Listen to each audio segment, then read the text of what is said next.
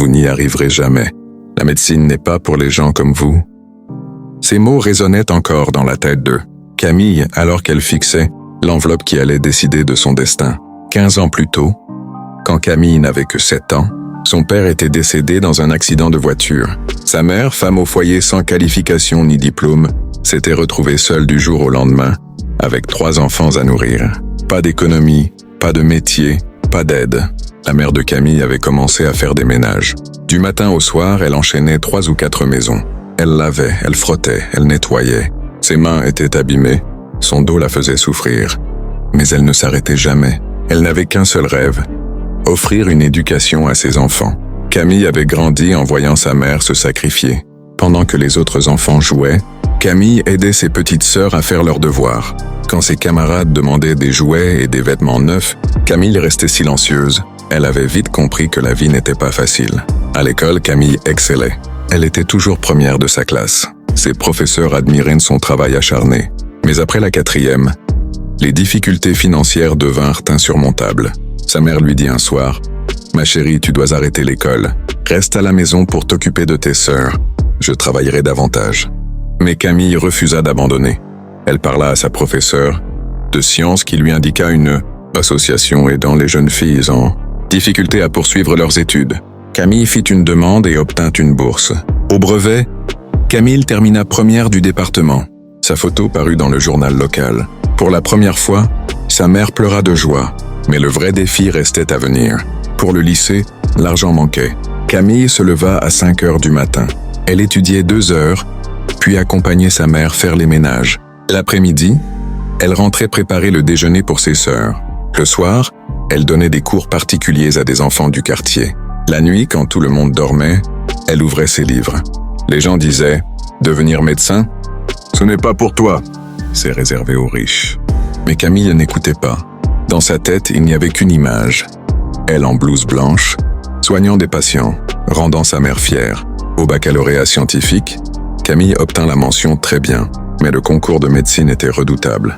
Des milliers d'étudiants se préparaient, avec des cours privés coûteux, des manuels récents et tout leur temps disponible.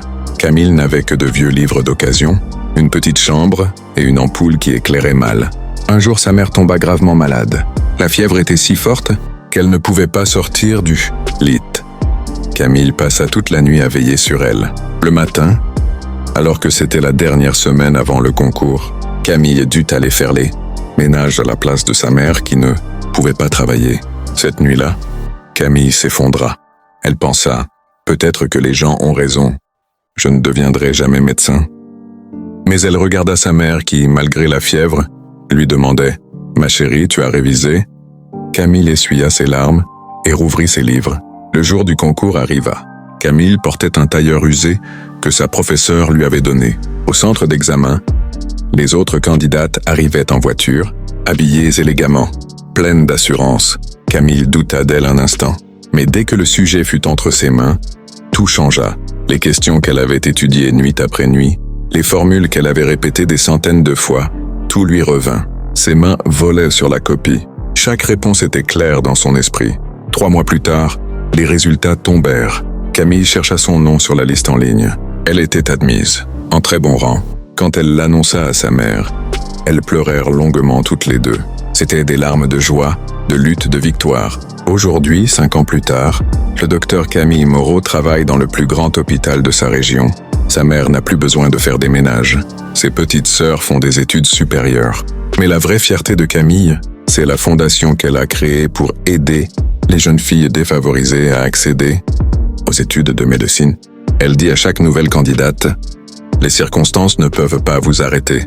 Si vous avez la détermination, le chemin s'ouvrira. » L'histoire de Camille prouve que la pauvreté, les obstacles et l'opposition de la société ne sont pas des barrières insurmontables. La vraie force vient de l'intérieur, le courage, le travail acharné et la volonté de ne jamais abandonner. Chaque matin, en enfilant sa blouse blanche, Camille repense à cette petite fille qui étudiait sous une ampoule défaillante. Elle sourit. Elle a transformé l'impossible en réalité. Et maintenant, elle aide d'autres à faire de même. Car au fond, les plus belles victoires sont celles qu'on arrache aux circonstances les plus difficiles. Ce ne sont pas les privilèges qui font les grands destins, mais la détermination face à l'adversité.